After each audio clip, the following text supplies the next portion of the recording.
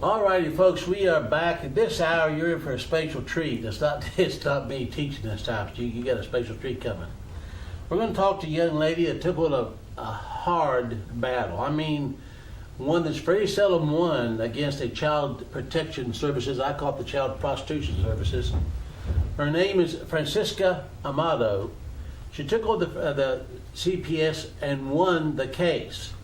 And she's right now in the process of teaching people all over the United States how to do the same thing. Now I'm going to bring her up and let her tell you a little bit about herself and how she got involved with this. And we'll get into her story. Francesca, are you there?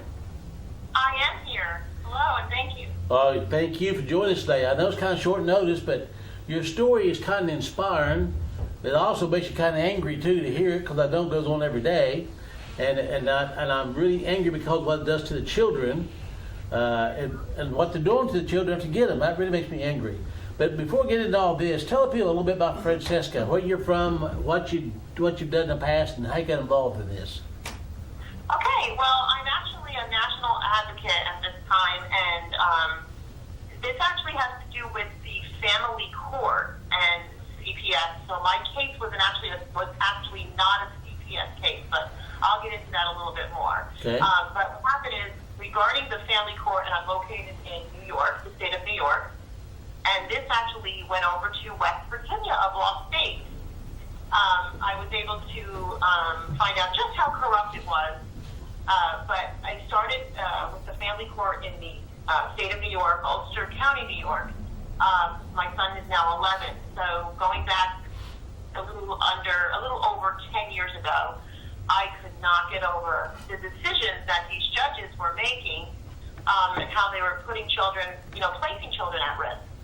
So I started getting involved as an advocate, and when I made that decision, people came out of the woodwork.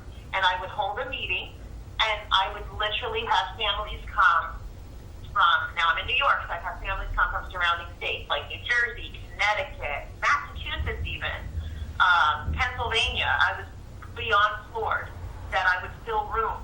I was just I marveled. Now all these people, Francesca, had trouble with the CPS or something with the court system? Yeah, so basically, and it's all going to tie together by the end of this interview, but basically, mine all was having to do with family court. And when I began advocating and whistleblowing, I had one of my close friends that she was affiliated with Tri-State Coalition Family Court Reform, and he appointed me in Ulster County as a chapter leader here. And when I started doing stuff, I actually did the first rally for reform in front of the court, the Ulster County Family Court, in 2014. She said, "Now just watch out, because CPS will come knocking on your door." And I was like, "Come knocking on my door for what? I don't drink, I don't smoke, I don't do drugs, I have no criminal record, I have a clean record, a clean family, and we're all volunteers." Well, explain that again. Explain it again. Why did she tell you they would come knock on your door? Say that again. Because I'm a whistleblower and an advocate, and I started being very, very vocal and very, respectfully, not anything crazy. But I started exposing them, and I decided to do a rally for reform. It was actually the first rally for reform in front of Ulster County Family Court. They never had anything like that before. And sure enough, 7 o'clock at night, one evening, pre a trial, okay, that I was going to go into, I got a phone call. I got a knock on my door, and it was a CPS, night worker, so to speak, where you come if there's an emergency. And the false allegation was that there were lacerations on my child. Now, I didn't know any better back then. I didn't know much about this. And no one in my family has ever had CPS call. We're literally pillars of the community. We're volunteers. My mom, always worked for hospitals and medical transcription. My sister's an expert holistic practitioner. My niece is an honor roll student, and her whole life is literally school. Nobody here nobody's ever had anything to do with it. Our children are all raised with, just really good, from a good home, good family, good foundation, and so on. So when they knocked, I didn't know any better. I just had no idea. So I let her in, and it was an officer that I happen to know personally in our town, and he rolled his eyes like, this is a joke. And I let her look at my child's skin. I actually let her look at my child. I didn't let her into my whole house. I knew better than to do that, but she was fine. And then shortly after, there was never another caseworker again, and the caseworker, quote unquote, appointed to my case never showed up. Nothing, didn't even know where my house was. And all of a sudden, an indicated report came back. Picture this, an indicated report, maltreatment on me, except I wasn't Francesca Amato. I was Mr. Amato on government stamped paper, and an entire criminal history was attached to the back of the narrative. And guess who that history was? My son's father. And everything they accused me of was him, not me. And in the middle of all of this, it basically stated that I lived at his address, but it was actually my street, but his city, which is about almost 45 minutes from where I live. So I looked at that and I thought, well, first of all, I had it all reversed within no time. Matter of fact, the judge apologized to me and reversed it and took me off of the National Registry, which was sick, absolutely crazy. But it showed me how irresponsible they are and how misinformed they are. There was not a proper investigation done. It was just completely a big disaster. Well, let me ask one more question, if you don't mind, sweetheart. What were you all trying to do with these meetings? What was your goal with the meetings? To expose what? What were you trying to do? So what we did is, I was going after family court. I didn't understand this, and I laughed when I talked to you earlier, when we first talked. You call it child prostitution services. Right. I call it child predator services, but I'll go with your name because they're both correct. It is a child trafficking industry. There's no question. But what people fail to understand is that this industry, which is child trafficking, it is absolutely child trafficking. It is a family court, which is not a court of record, and it's actually a private business. So is child predator or child prostitution services. It's a private business. These are private businesses. Okay, so they're all affiliated, and then it takes you into foster care, which is all money. That's what's destroying our nation. It's destroying our children. It's destroying families. Everything our nation is built upon. And then, of course, it goes into what we call forced adoption. Okay, so they're making the mistakes at point A, and generally once you start with quote-unquote family court, you might as well just get ready for the fight of your life, because you could be the most innocent person in the planet, best parent in the world. You will be labeled a criminal at some point. Well, but you see what you're saying here. Most people don't understand. These courts and the CPS and all of them have no real authority. They're not a law. They're not a lawful organization, but they bring the cops with them to say, "Hey, we're here to do this." But they have no authority on their own. They have no authority, and I literally have had in my lifetime since this point 7 CPS calls made on me. I eat them up before they don't even get on my property, and they're afraid of me, especially in the state of New York. CPS is easy for me to be. It's not a problem, and they know better. Okay, so I'm able to deal with families that are dealing with CPS, and usually all I do is make a phone call. And I'll give you an example. A very, very nice Christian family that I know. My sister is actually, one of them is a patient of my sister. She and I we're both published authors, so we were heading to an event where she was being interviewed as a published author. I happened to just be driving her that day, and this grandmother called my sister, and she said, "You're not going to believe this, but her grandson was born underweight because he was a little premature. He reached the birth rate." Now, this is a good family, a very good family, okay? And she said, "They're not letting us leave." And they told us that, in other words, we're going to just take what they have to offer to us, or they're calling CPS. And my exact words were, "Hell no." I said, "Put her on the phone." And she got on the phone. This was Albany Medical in New York.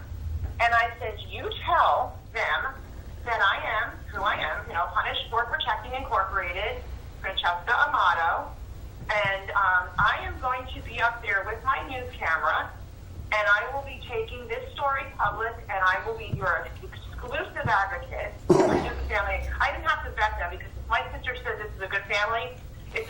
Right. Okay? And I didn't have to go through my normal vetting, so don't think I'm going to come jump for you in 10 seconds unless I know who you are. But in this case, I knew.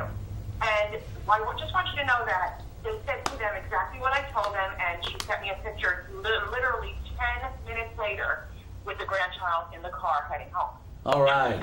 All right. Okay, now some cases don't happen that quickly, and I don't, I'm not saying that that's what happens, but I know what I'm doing at this point, and it came with a very painful price, and you learn as you go. But it is a vile industry. It's a vile industry, and don't think that it's separate. These four things that I just said to you: family court, CPS, foster care, and forced adoption. It's one thing. It's just one entity, and their job is to take your children and cause you pain and suffering because you're worth and your children are worth money to them. It has nothing to do with keeping children safe. I agree. Totally agree. And I know personally of experiences where the child was being molested in homes and they wouldn't do a thing to help that child. I know that personally. But That's right. But I also know personally of good homes they were in, good homes, and they take them out of them. Yep, and I have story after story. These are not isolated cases. We're talking story after story, nationwide and globally, that is exactly what's happening. And in cases of true abuse and neglect, they stay in those homes. In cases where there's genuine, serious drug use, they'll give them services to get their children back. But if you're a good parent, if you have a good background, they will do nothing to help you. They will just continue to do false allegations like the dominoes effect, cover each other up, and continue the process because your children are marketable. And now, why would you think that they would do that? Why would they support the evil parents and hurt the children of good parents? Why do you think they're doing that in that particular order? Well, I'd rather kind of say it in this way, okay? I am a huge proponent of biological bloodline families staying together. That's number one, because it's destroying our nation, and our nation is sick because of it. Our nation literally is a health and safety risk to our entire country. And then 90 years of this has proven that. That's why you see the drug epidemics. We see it everywhere because nobody knows their identity anymore. True. Even if there's drugs and abuse in a family, a biological family, and you should always be able to protect your family, okay, your children. I believe in next of kin, grandparents, aunts, uncles. What about the rest of the family? Okay, Sure. why do they have to all suffer and lose their loved one? And then they go into what I call a counterfeit home. Even if it's a good home, there's some adoptive parents that are wonderful people and give the child a beautiful life. But guess what? Those kids aren't yours. That's right. Okay? And God will tell you that. They're not yours. And I think that churches take scripture and they just kind of tweak it. And they do it innocently because they think they're saving a child, but meanwhile they're actually partaking of a very corrupt evil system. So I don't know where light has to do with darkness. I don't understand how we're supposed to join hands with that. If the churches get it right, then foundationally we can get it right again in our country, right? True. But here's the thing. So they're doing it because of 4D and 4E funding. Now that's federal funding that's infiltrated through the system, and then there's all sorts of financial incentives. Sorry, I'm fire department because Santa Claus is coming down the street right now. Sorry about that. That's all right. That's all right. That's what you hear. I can't seem to get away from the noise. Hold on. Take your time. That's all right. So that's the reason that they do it. So really, if you've got two good mom and dad going into family court, and they just sadly, their marriage didn't work out or their relationship didn't work out, and they go in and they have a quote-unquote parenting plan, they throw out all these terminologies, that court will make sure that they destroy you. They'll get you fighting so that they can take ownership of your children. And you have to know, beyond a shadow of a doubt, that God gave you those rights, not man. You have to separate from those false pseudo lies being told to you, and you need to stand your ground. Number one, my first suggestion, never walk into a family court. Never.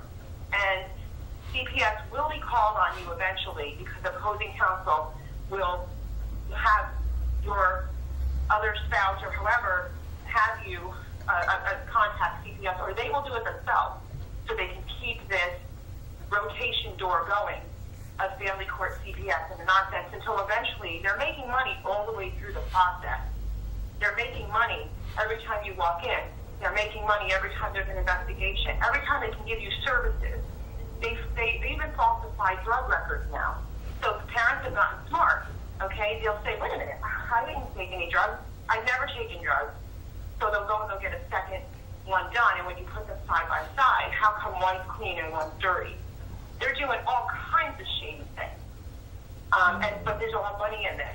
All money. Sure. They can get services on you, and if you don't know any better, they're going to get away with doing all of this to the families because they're desperate to either protect their children or get their children back. Well, now, And what happened to you eventually with your stay? What went on with your child? So my son's father has been estranged when he was born, and my son's father, has always had like a history of probation, drugs, this and that and the other. And he's been pretty much, I think when he was around 14 himself, he was in jail in juvenile jail. And up until the current day, he actually currently has 2 felony warrants, criminal warrants on him. And to my understanding, he's been hiding. But when I got involved as an advocate, I worked with a local assemblyman here who was actually very good. And we tried very hard. We had 3 deaths of 2-year-olds here. And we, to kind of give you the small version, we were writing something called Basis Law, which was the death of a 2-year-old little boy. And when I did the first rally for reform, he happened to literally be killed over a 2-week period, brutally killed by a boyfriend. And when he was murdered, we fought to get his law in place to make sure that the court, that we thought was still a court at that time, we learned later it was a private business, would protect children from a parent that just brings a boyfriend or a girlfriend in, and then that person is dangerous. And the judiciary here would never pass this law. And it's such a simple law. It's called just protecting children. It makes no sense. But they wouldn't, and it still sits in judiciary today as we speak. Because nobody cares. Because why would you want to protect them when they're being abused actually brings the states money? Mm-hmm. So lo and behold, all this work, and what I kept seeing got me more and more involved to the point where literally became a national advocate. I court watch in all different courts throughout the country. And it led up to me pulling together 70 cases of child abuse against children by 2 judges in Ulster County, New York, Judge McGinty and Judge Mizell. Judge Mizell, I actually had at least 20 people go to the sheriff's department and do supporting depositions because she was forcing families to have their children, despite all the records and the police reports and the child abuse and the, whatever, to either threaten to go to jail or to make sure that you send your children to the other parent that was abusing them. And we were like, how does this happen? And under Penal Law 26010 in New York, every state has that penal law. It basically says, if you knowingly send your child into some type of abuse, you're held accountable too. It's a misdemeanor. So that's what we did, this supported deposition with the Sheriff's Department. We were on the right track, but the Sheriff's Department failed us. And since the Sheriff's Department failed us, she did recruit herself. And then a bunch of us ended up getting this McGinty character. And he is Satan incarnate. Well, I ended up taking what he was doing to us, and it's very long, so I'm not going to get into every detail. And I took 70 cases of child abuse this time, burns to the arm with cigarettes, forensic sexual abuse, things lodged in children that shouldn't be inside children, blood in diapers, you name it.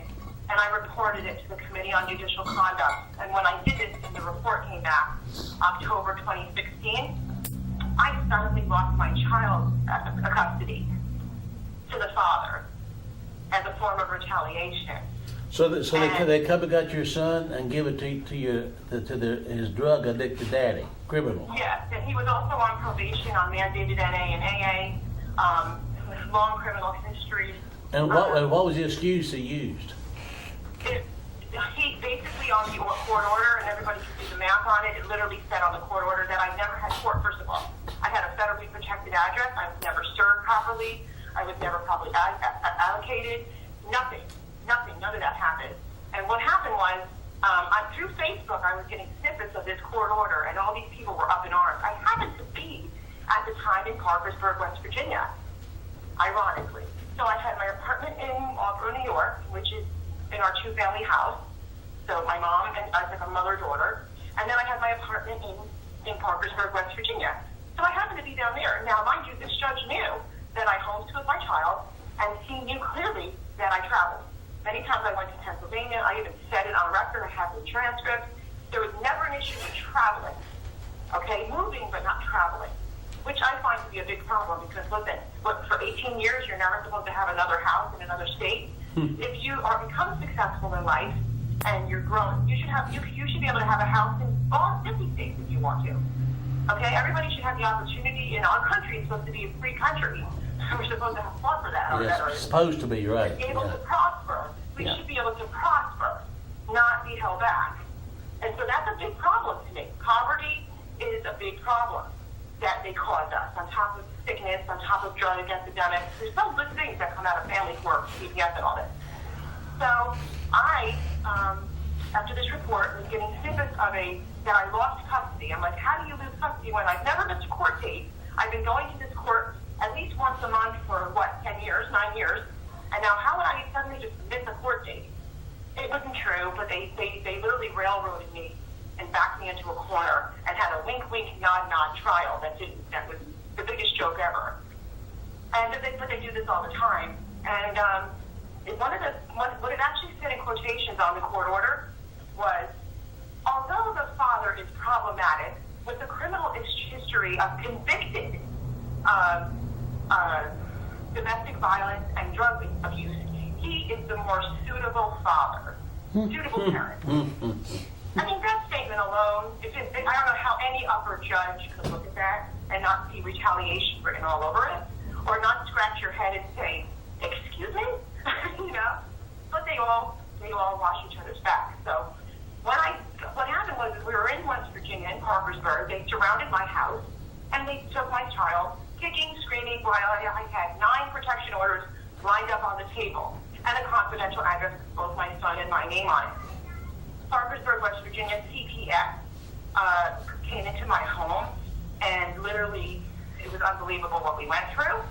In the process, when I came back to New York freely, there was a warrant for my arrest. They took my child, kicking, screaming, and hyperventilating and clinging to me, begging not to take him. And I was in for the fight of my life. The fight of my life, and it was devastating. And you question your faith. But I don't question it anymore.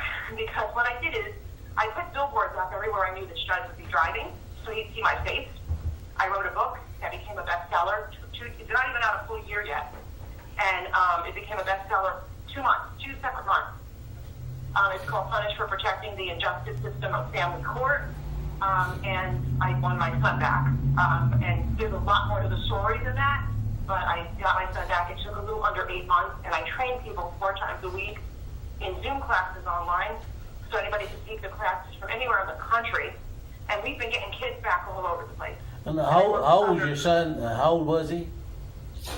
This happened to him. He was 9, and I got him back September 12th, which happened to be my sister's birthday. And ironically, this happened on January 3rd, 2017. And I got him back September 12th, 2017. But on January 3rd, I changed my foundation, which was National Coalition to Punish for Protecting, and it is now a nonprofit, and it became registered January 3rd. My book was actually published on January 3rd, and I did something called the Global Citizens Arrest Day, where we starved the economy on January 3rd, and it actually made national news. And everybody from everywhere just wouldn't make any purchases, no buying gas, like arresting the economy, just to raise awareness. Right. Yeah, but right now what we're doing is we're taking it a lot further than that. We are working on indictments. We're working on getting public officials in their personal and as being a paid actor, indicted and arrested. And we are working very diligently. Like we literally are working around the clock with different people to get these indictments, to get them arrested. These false judges, these private businesses. Well, Francesca, tell us very quickly, how did you get your boy back? What did you do? What was the process? Getting him back. So what Yes. happened was this judge had nothing but a game for me. He was not going to give me my child back. He made me jump through hoops. He had me arrested. He wanted me in jail for 60 days. Supposedly it was contempt. None of this was true. I did get arrested from court. There was a whole wink, wink, nod, nod, fake trial. I wasn't allowed to answer any questions. There was nothing around it. He violated my confidential address. He wanted me to tell my addresses to the father right in front of him. He just violated everything. And father did go to jail while he had Christian, my son, and the judge would not let me in the court. There was no way to win this. It was nothing but impossible odds. It's only by the grace of God that I won, because what happened is he went to jail again, and we just so happened to be in court. The court date set that day. Because he literally ignored me the first time my child was. We had no idea where my son was. And the judge had no choice, because we went in, and what I did is I would rotate attorneys at the time. Now I would just go in, I would tell everybody to go into your jurors, but or not to go in at all, actually get into a court of record and go after them and sue them and have them, and do criminal charges against them. But this is something that it would be way too much to explain on here, and I wouldn't want to give it to people. I'd rather they learn line upon line. But in that particular day, when I was in there, we backed the judge into a corner where he had no choice but to give me my son back. He did actually give me my son back. And I think what I did is I ruined, the judge can no longer do any abuse and neglect cases. He's been taken off being able to do that. The judge tried to be a Supreme Court judge, and his own party gave him a thumbs down because I embarrassed him in the county so badly. Good. So I just did a lot of different things. Good. Yeah. But he is now standing in as Supreme Court judge, believe it or not, just because of proxy. Okay? But he can't actually apply for that, if you understand what I mean. Mm-hmm. So he's not going to get it by proxy right now. But we got him off where he can't do any abuse and neglect cases. So that kind of limits him to nothing, because they're all abuse and neglect, because these judges make it that. So little by little, we should get rid of him completely. But he's not the only judge that's like that. There's lots of his D and C judges all over the country. I call them subhuman. They can't be human to do this to people and to do this to children. So. I agree. So your son he's been back with you now for a while, and you say you do this. It's a national campaign, Yes. and you are right now going after judges to indict judges.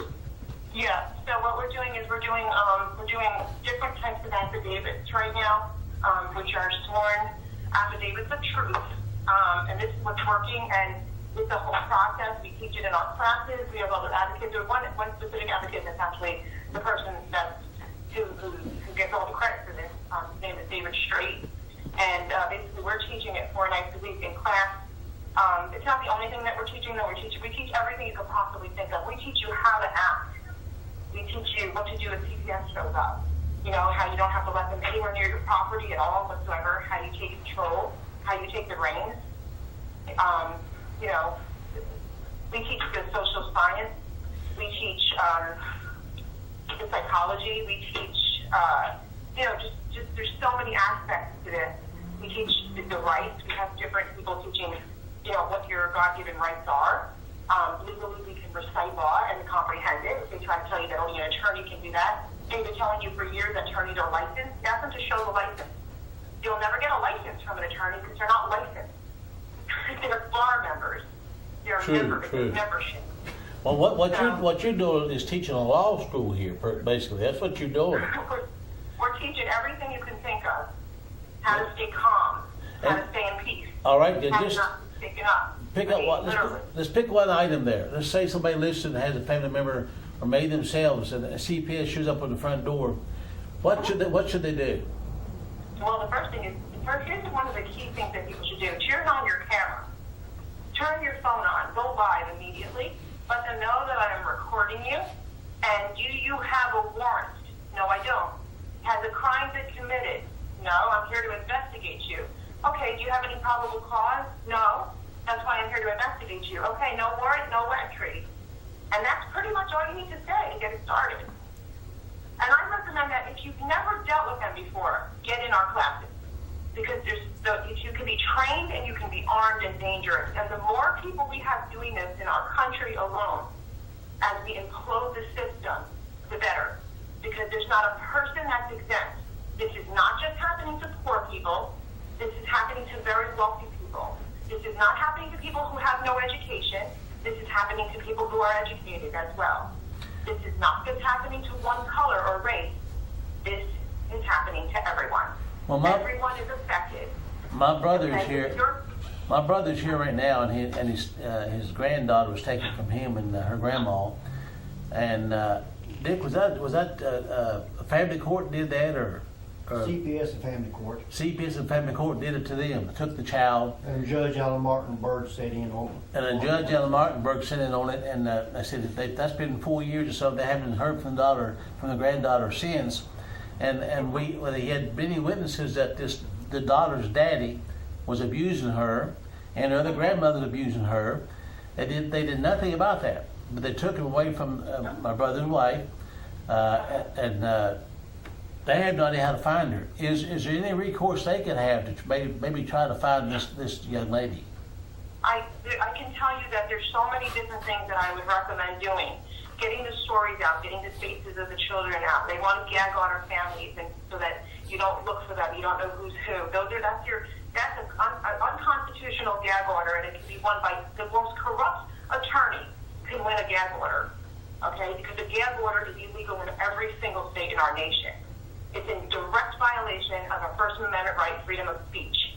Facebook, for example, is our new, current, modern-day photo album.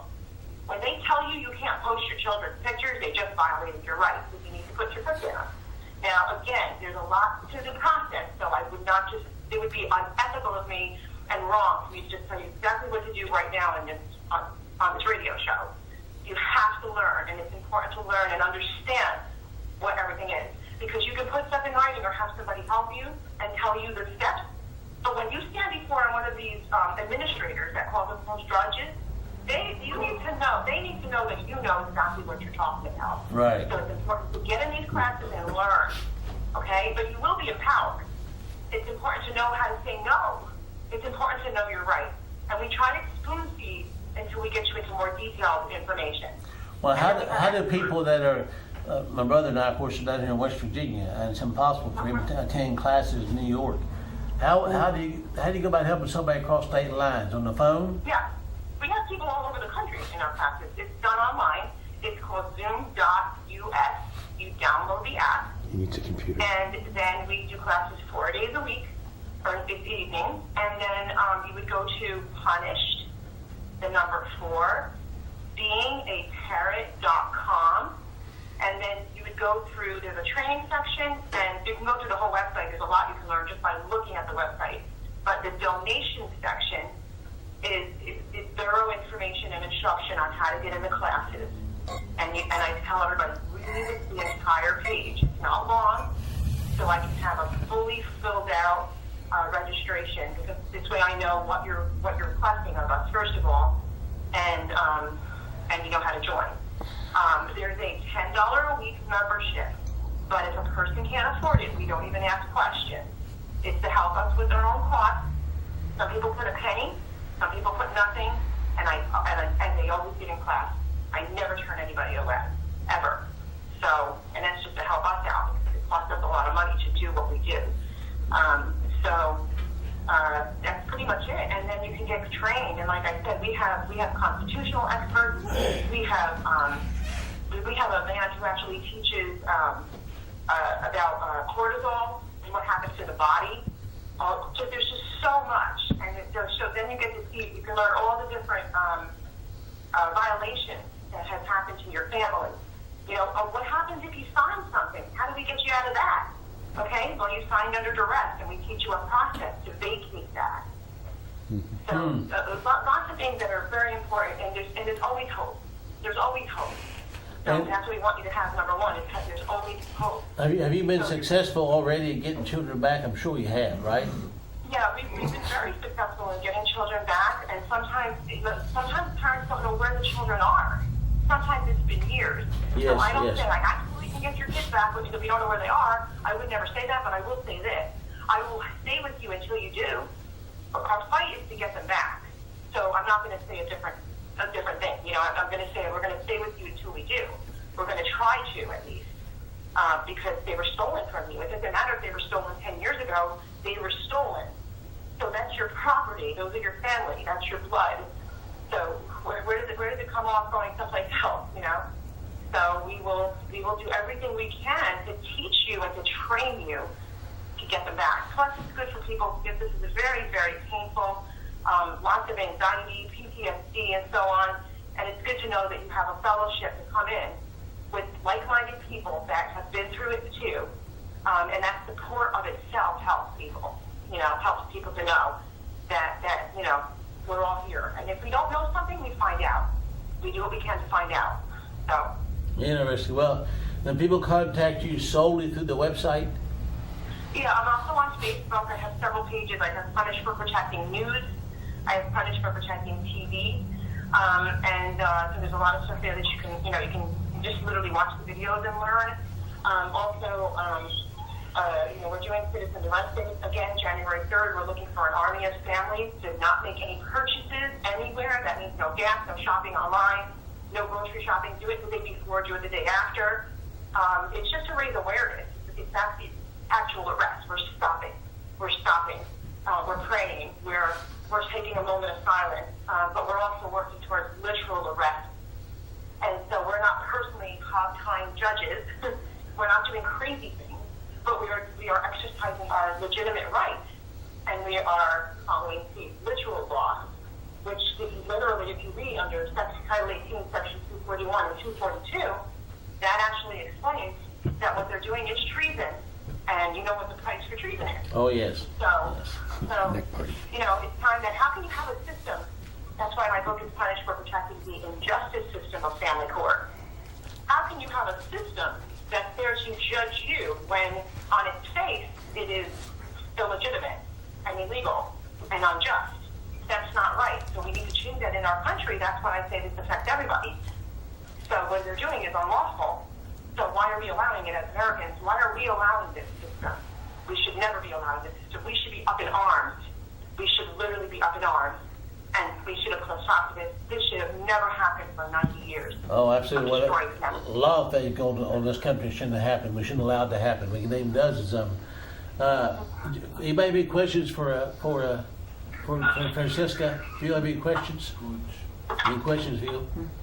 No, you could ask her how she felt about Thomas. How you feel about Thomas Deegan? Oh, I think he's awesome. I think he's awesome. Yeah, very bright person. We'll see. I don't know how much I can say. Well, this has been very interesting. And run the website by everybody one more time if you don't mind. Give them the website and how they can contact you again. So it would be Punished, the number 4, being a parent.com. And please fill out the contact form. Don't give me a 20-page, essay of what's happened to you, because I don't have time to read that. We do get to that when it's time, but a brief, and I need brief. Location, I want to be in boot camp. That's our classes in boot camp. You will learn everything you need to know in these classes. You will learn things you never knew even existed. And it's just nice because, they say knowledge is power, but it's not power unless you activate it. That's true. Just knowing something means nothing. It means absolutely nothing. Knowing it is okay. You can know something. For example, when cows come home, I can know how to make steak, but if I don't actually cook it, no one's going to eat. Very so true. We have to know how to apply it, and that's key. Any more questions? Anybody out here? How you get her book? Huh? How you get the copy of the book? It's not a book, it's a website. She read a... Oh, the book. I'm sorry, yes. A copy of your book. How do you get a copy of your book? Okay, so the book is called Punished for Protecting the Injustice System of Family Court. The easiest way to get it would be online at Amazon.com. Okay. And it's a very inspiring story because it's true. It's exactly how it happened as it was happening. I wrote it.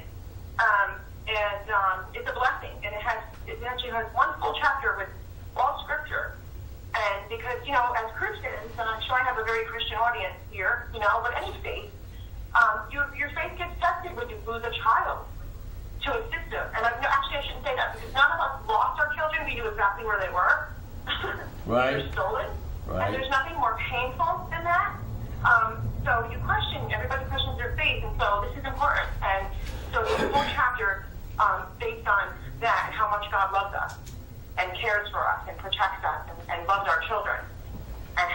angry about this, you know? And so, you know, that's just inspiring right there. And then the end of the book, which obviously is a good story, which is a winning story. At the end of the book, I have a lot of our laws, our parental rights. So it's important, and it's a very short read. It's about, depending on how fast you read, some people can read it in an hour. Some people have read it over and over again. So it's punished for, the number 4, punished for protecting the injustice system of family court. I don't even talk about CPS really in it. I don't really talk about CPS because it really wasn't a CPS case. So. All right, so you get the book on Amazon. All right. Punish for protecting. Yeah, it's bookstores too, but I mean, it's kind of like random where you'll find it in bookstores. So it's really best to do it right on Amazon. It's easier to deliver right to your house. Well, Francesca, I can't think of anything else to ask you. Nick, got a question? Go ahead. This is my brother Dick asking a question, Francesca. Oh, hi there. Hello. My wife and I went to several lawyers in the state, from Clarksburg to Charleston, Somerville, everywhere, to try to find a lawyer that would take the case to get Cheyenne back. Some of them talked to us and we'll get back with him, and they never did. But what we found out between the judges, the lawyers, and CPS, they're all in bed together and they won't fight against each other. Can you repeat what he said? Because it kind of sounded muffled. Yeah, go ahead. Try and get Dick. What was he saying? I said my wife and I went to several lawyers throughout the state to find someone that would fight CPS and get our granddaughter back. And some of them would talk to us, say we'll call you back, but they never would call us back. And what we found out, the lawyers and the judge and CPS is all in bed together. That's right. And they will not fight each other. And the lawyer even said, well, we'll sue the other lawyer because he didn't do his job.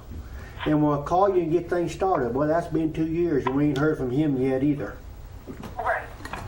No, you're wasting time if you try to go to the lawyer to get it. When do you know Satan to take out Satan? It doesn't happen, and that's why it's important to be informed. You know, and I was actually going to say another topic that we teach is ADA rights, American Disability Association, right? ADA, your disability rights. They're causing disabilities.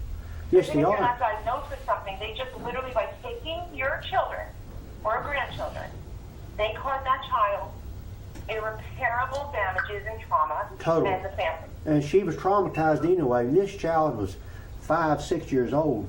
She was telling me things that her daddy and grandmother was doing to her, and this girl should not have known that till her wedding night.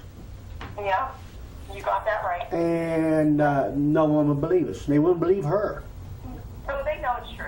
They know it's true. They just want her. Look at. They were just Again, wanting her. what is this system? He calls it the child prostitution Yes. services. I call it child predator, and I call it child trafficking. So why would they Yes. care about that? That's right. They were just wanting the They don't child. care about that. They was wanting the Exactly. child. And that was it. Here's a good question right here, and this is not, but why would it be? Now here I am, a national advocate, and literally I have chapters all over the globe. Okay, matter of fact, David Strait has gotten a ton of kids home from Canada, Ireland, UK, and why is it that we're all saying the same thing? Yeah. Can we all be wrong?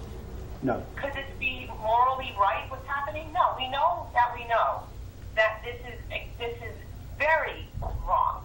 And there really has to be a time right now that we have nothing but solutions. Okay? We need to have nothing but solutions at this time. And one of the main solutions is joining together, unifying as best as we can, and citizens arrest, mobile, stopping it. Okay, I mean, like I see other countries that literally are putting their foot down and taking down dictators. Yeah. Well, why are we not doing that in America? Why are we not? CPS, they are so corrupt. They sent my wife to 4 psychologists and to try to find her mentally unstable. 3 of them said, there's not a thing the matter with you. You shouldn't even be here. But they finally found one that could pay off. And they ruled on CPS's side. And that's how they got Cheyenne. They're a lying bunch of bastards, and you can't trust them. No, that's right. I'll put a bullet to their head. Okay. I look forward to working with you all and getting you guys gathering as many and us gathering and all of us coming together, and I'd love for you guys to all be in our Zoom meetings and classes, our boot camps, offering each other, what we all have together. And we have other stuff that I'm not talking about on here that we are in the middle of doing right now. So I believe that, and I'm actually getting people that are outside of what they're calling the family rights movement, because we're started a revolution. And the movement seems to be very stagnant, and I see them chasing their tails all these years. And I see this kind of, just not really getting any children home, where we've been getting children home. We're revolutionizing the way families are seen and protected. And I want to see more people that are outside of that movement, from every walk of life, right now joining with people who are anti-vax, and just joining with all different kinds of groups and organizations and professionals and so on and I'm not talking about CASA or CPS, because they're not professionals. They're part of the devil's kingdom. Right, I'm talking about genuine people with morals and values and that love families and children and are here, that are coming together outside of the quote-unquote family rights movement and actually getting this done and actually doing the right thing. So that's what I'm hoping for more even this year, because we had a lot of success this past year. When this happened to my son, literally all hell was bound, and we moved forward, and we've been quite successful. So.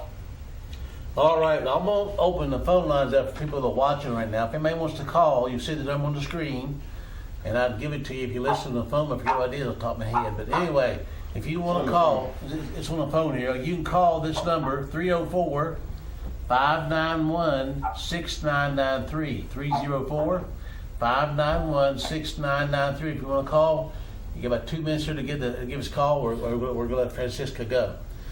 Francesca, I'll be in touch with you personally sometime in the near future to discuss more about the cable TV and all that too. But I expect my brother will be looking into your website and get in touch with you too, him and his wife.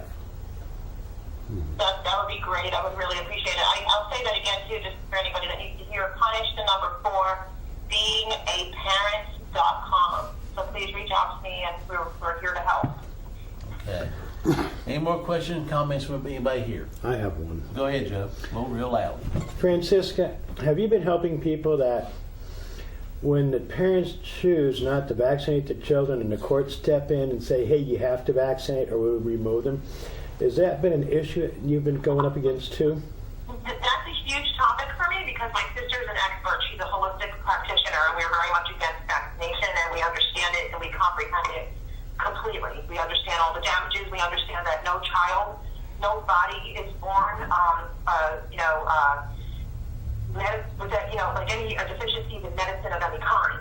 Okay, so we understand the science behind it, and we understand that they're full of mercury, aborted fecal matter. Okay, nobody needs aborted fetal matter in their body. I laugh at parents that are like, well, if you're not vaccinated, I don't want my vaccinated child around you because he might catch that disease. And obviously your vaccine didn't work, did it? You're afraid of a non-vax child, right? Like, hello? But, we're talking common sense again. And we don't see common sense in courts. We don't see common sense in CPS. We don't see common sense with this way of thinking. So I am very much against it.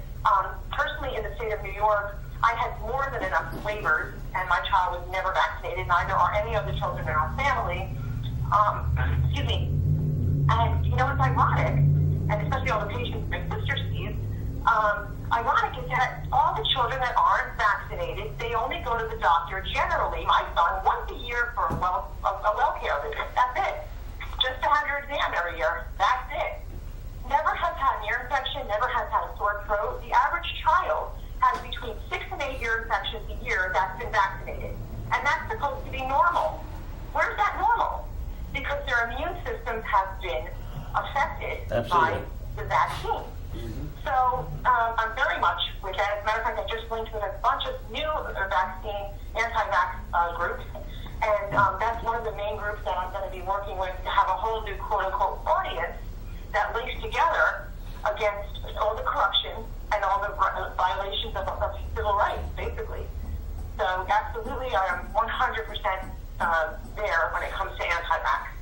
We do everything holistic. We do organic. We believe that God knew how to create food originally, and if we don't touch it and we eat things the way He created it originally, we're okay. There you go. Okay, more questions, Joe? No. that's- Okay. She's good on that. No more questions, anybody? Francesca, I want to thank you for joining us today. I do appreciate it very much, and I'll be in touch, and my brother will probably be in touch also, and I'll give my brother your phone number in case he wants to talk to you personally, okay? Okay, that sounds wonderful. I look forward to it. And Look God- forward to it. God bless you for all you're doing, and tell everybody's helping you. We do appreciate that so much, and may God bless you to continue this battle and continue winning battles. And same to you, all of you. God bless each one of you. And I know you're moving, you're his hands and feet here. So stay on the front line because I see big plans on the horizon. So I really believe we have some really good stuff up ahead. So God bless you guys. I really appreciate being on. All right, talk to you soon. Okay, bye. Okay, everybody. bye-bye. Thank you. Wow. Yeah. Good interview, excellent interview, folks. I hope you enjoyed that. Absolutely. She didn't say nothing there in law that I didn't already know. Yeah, I know. CPS and lawyers and No, judges. no. And now you can maybe find the source you can help fight. I don't know. It's worth a shot.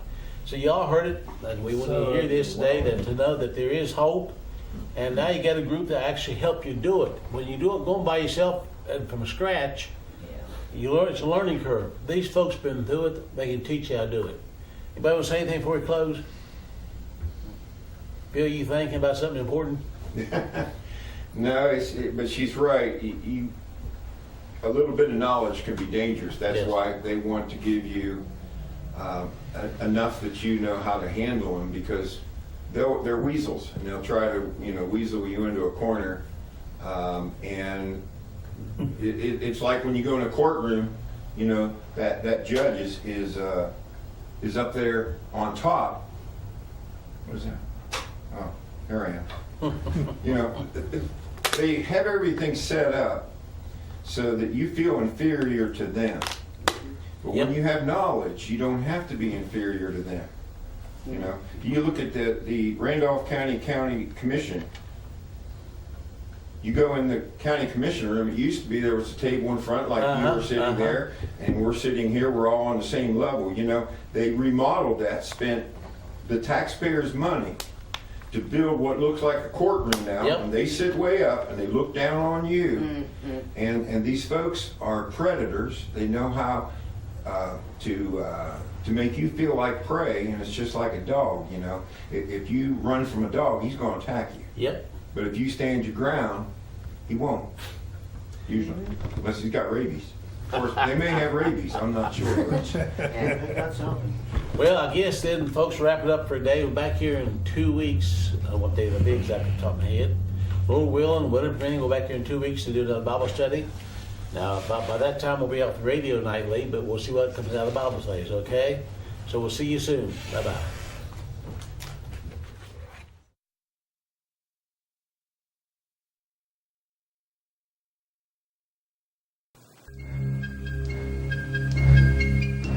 A holy cloud of witnesses surrounds us as we walk. Saints and martyrs through the ages who have marched this way before. And they cry, oh church, take courage. It's your time to take a stand. Time to march with hearts courageous through the land. We're marching on with hearts courageous. We'll follow everywhere you want us to. And should you lead us where the battle rages, let us march with hearts courageous after you.